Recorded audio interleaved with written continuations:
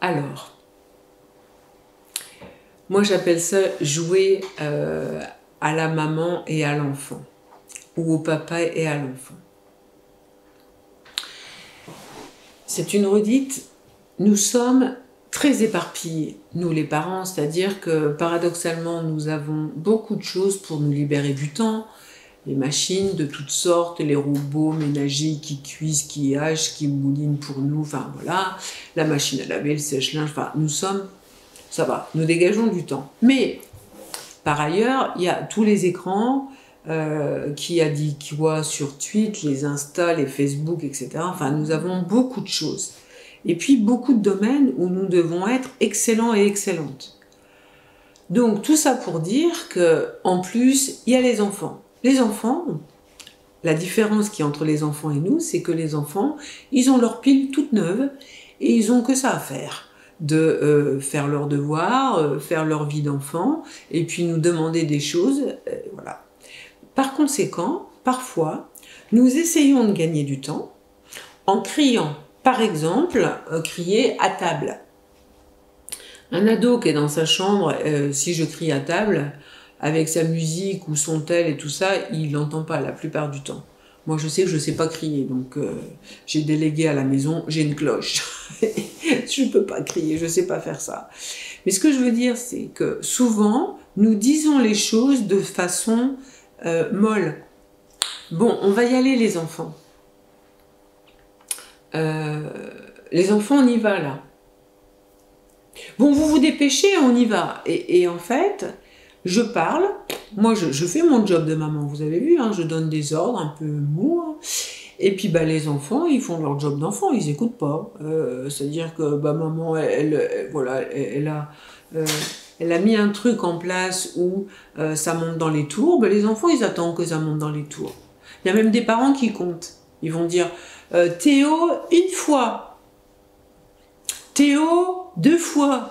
Et là, le père, il voit que Théo, il bouge pas. Il veut pas se foutre la honte. Donc, il va dire Théo, 2 fois et demi. Oh bah, le Théo, lui, bah, il attend hein, la 3e, puisqu'il sait que le jeu préféré du père, c'est de compter jusqu'à 3. Théo, 3, t'as gagné. Le père se lève et Théo, il va faire le truc. Ah oui. Donc, ça ne sert à rien du tout qu'à creuser un fossé entre les parents et les enfants, c'est-à-dire le père fouettard et l'enfant rebelle. Et la plupart du temps, nous perdons du temps, de l'estime de notre gamin. Le père, il se fout de nous, il se fout de l'enfant, etc. Des fois, il rabaisse et tout. De toute façon, lui, il n'écoute rien. Alors encore ce matin, ça a pris 3 plombs pour venir. Il pense que s'il dévalorise son enfant, s'il renforce l'étiquette qu'il a mis sur son enfant va changer. Non, il ne va pas changer, il va continuer dans le même truc. Donc répéter 10 fois la même chose, la plupart du temps, ça renforce les parents dans leur côté parent. C'est-à-dire qu'il y a des parents qui vont répéter des choses et ils vont même pas attendre que l'enfant le fasse. Parce qu'il y a des enfants, ils sont un peu longs à la détente. Hein. Il y a des parents qui veulent que ce soit dans l'instant. C'est-à-dire, tiens, va vider le lave-vaisselle. Oui, mais là, j'ai un truc à faire. Bon, est-ce que je peux le faire dans 5 minutes? Ouais, ben comme d'habitude, ça finira que ça sera moi qui le ferai. Bon, je vais y aller, ça ira plus vite. Wow, c'est bien, le gamin, il a gagné, la mère, elle a perdu, puis elle peut quand même se plaindre auprès de sa propre mère que franchement, elle travaillait, mais que les ados maintenant, on ne peut plus rien leur demander. Donc, cette histoire de « je dois demander 10 fois à mes enfants », si vous devez demander 10 fois à vos enfants, c'est vous qui avez mis le jeu en place. Gagner du temps, c'est aller dans la chambre des enfants quand ils sont dans leur chambre et leur dire les choses en direct live, en visu.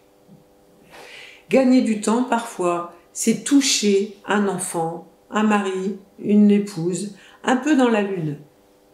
Certaines personnes sont dans leur bulle et rêvent beaucoup. Vous leur dites un truc, ils disent oui, oui, pour avoir la paix, ils n'ont rien compris. Et quand vous mettez votre manteau, la personne dit « Tu vas où ?»« Bah, je te l'ai dit, il y a 10 minutes, on part. »« Ah bon ?»« Bah même tu m'as dit oui. »« Ah bon ?» En fait, la personne voulait avoir la paix.